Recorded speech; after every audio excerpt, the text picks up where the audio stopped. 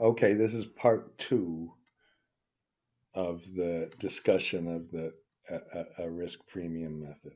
Okay, and in this part, I'm going to work through more detailed examples where we can have a 60 period asset where we grow our assets, where we back in to the cash flow, the initial cash flow that either grows or changes, that gives us a IRR, and then show you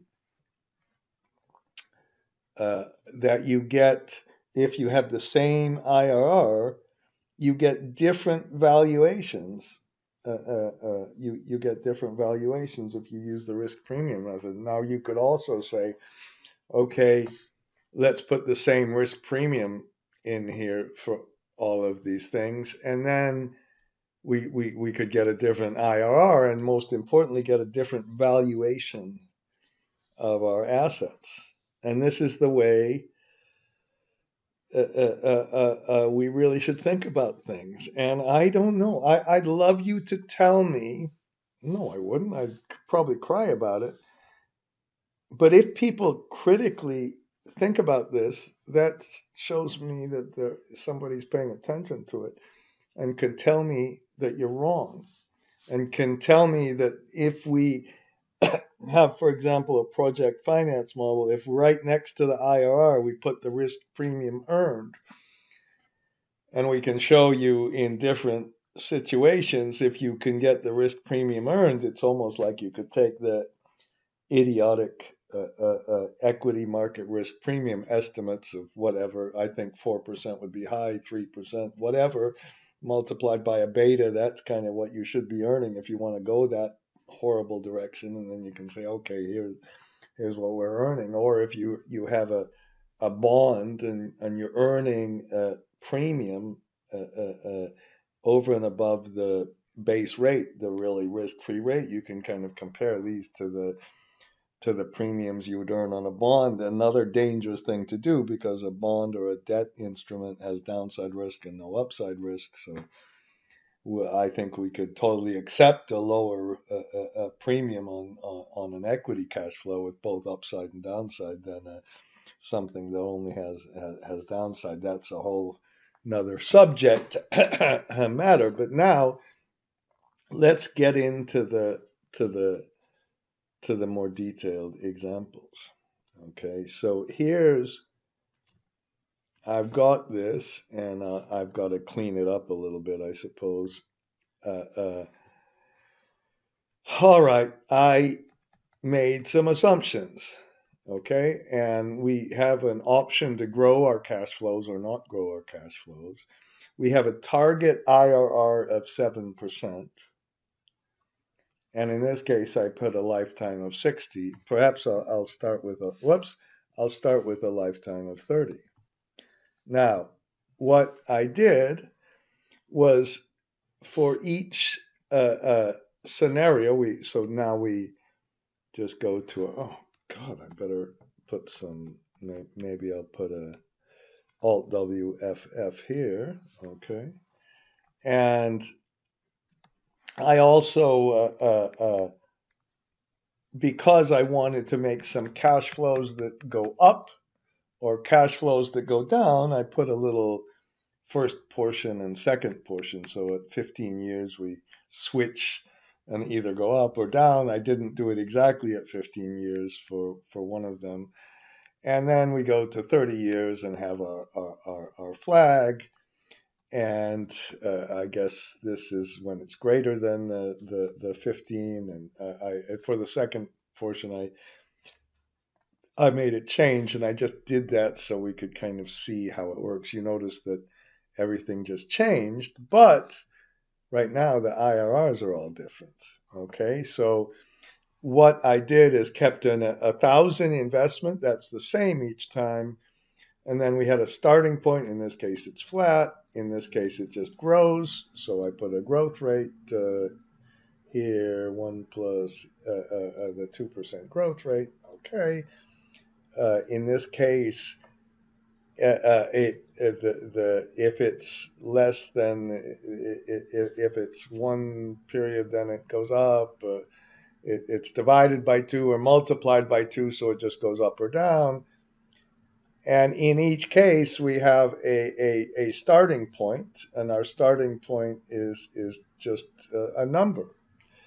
And this number is designed to make the net present value equal to zero. So we could do a goal seek where we set this to be zero by changing this. So we could do our data what if and goal seek and set the NPV to zero by changing our base value. Okay, but that would be a pain because we'd have to do it each time, and we could write a little macro to do it. Instead, we could install the solver. And when you have multiple goal seeks on the solver, what I did is I wanted to make all the NPVs equal to zero. That really almost doesn't matter, but we're going to change the base. So we're going to change all of F16 to F21. You kind of can't see it here, I guess. And then we're going to also make the NPVs all equal to zero. So that just does multiple goal seeks. We just press solve. So you set up your solver to do that, and it found a solution. Big deal. Okay, it's just for me a way to do multiple goal seeks at the same time, and I haven't made a video on this for about 10 years, so I thought, oh, maybe I'll do it. And now the IRR is the same in each and every case. So these just provide the NPVs equal to zero. If we compute the IRR, we get the same IRR. And now let's see if we get the same risk premium. And let's see if the risk premium, if I change this to 60 years, okay, then we get different IRRs here.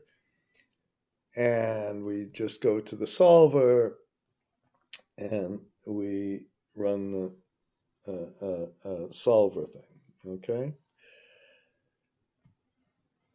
All right, I'm going to put it back to 30. Okay, sorry about that, and sorry about not switching off the video and taking some time, okay? Now, if you then would go through our little step-by-step process, what we first do is we compute the present value of our cash flows at the risk-free rate. And what I did here is just put a discount factor, and we're just compounding our discount factor. And to compute the present value, it's just we can just divide our little compound of the discount rate, take a sum product, that's just an NPV calculation, okay? And we do that for the different patterns of cash flows. Again, if we take a peek at our cash flows, we've got one that's flat, one that grows. So we'll get a different present value of risk-free investment because of just the different way our cash flows are working. They're not the same.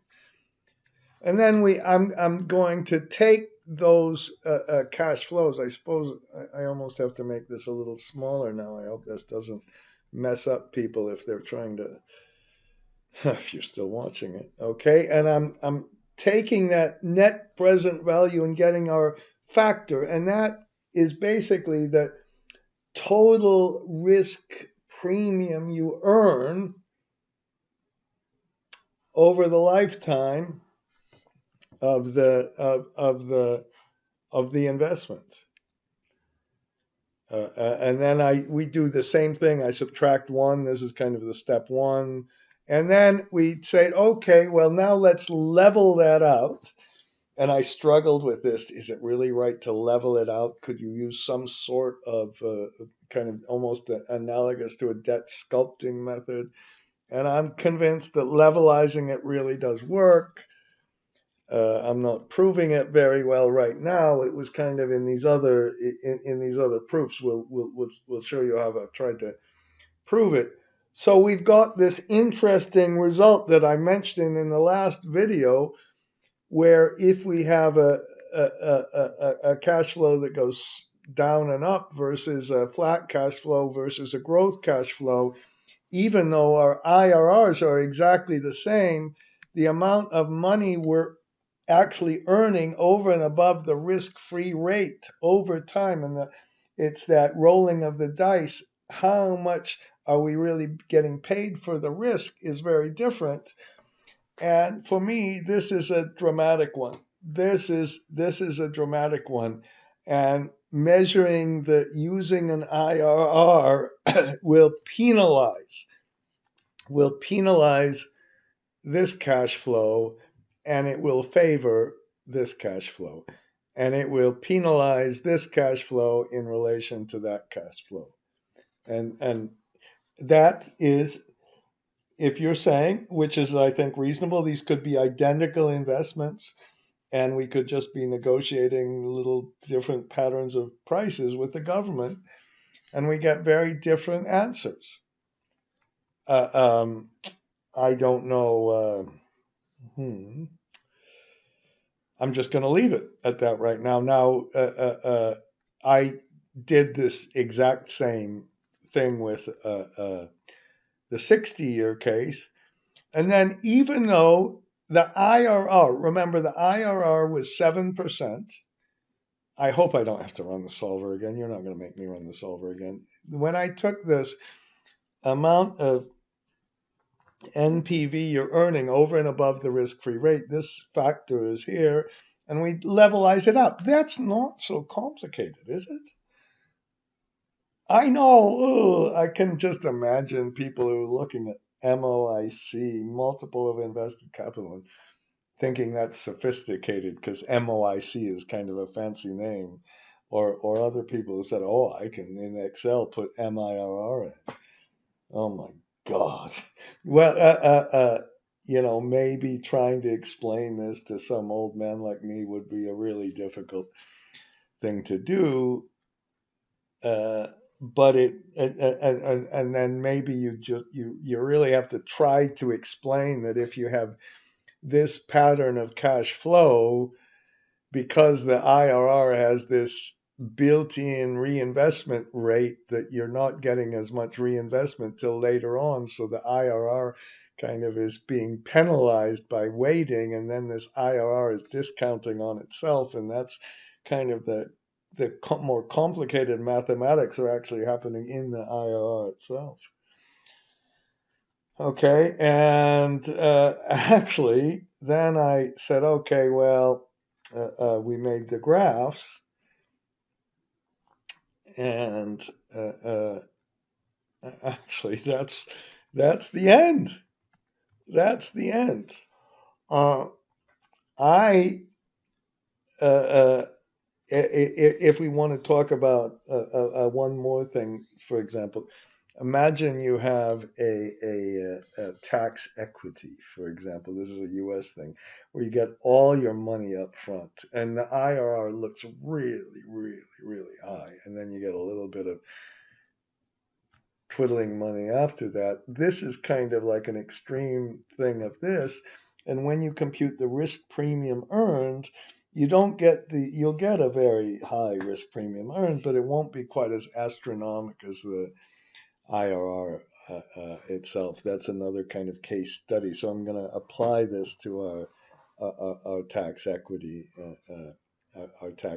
investments. And I'm going to right now, while I have this up, I'm going to make a third video, which is just purely a mechanical video, and I'll show you where I put this and how do we get these graphs working where you've got staggered kind of cash flows. Okay, that was a shorter one.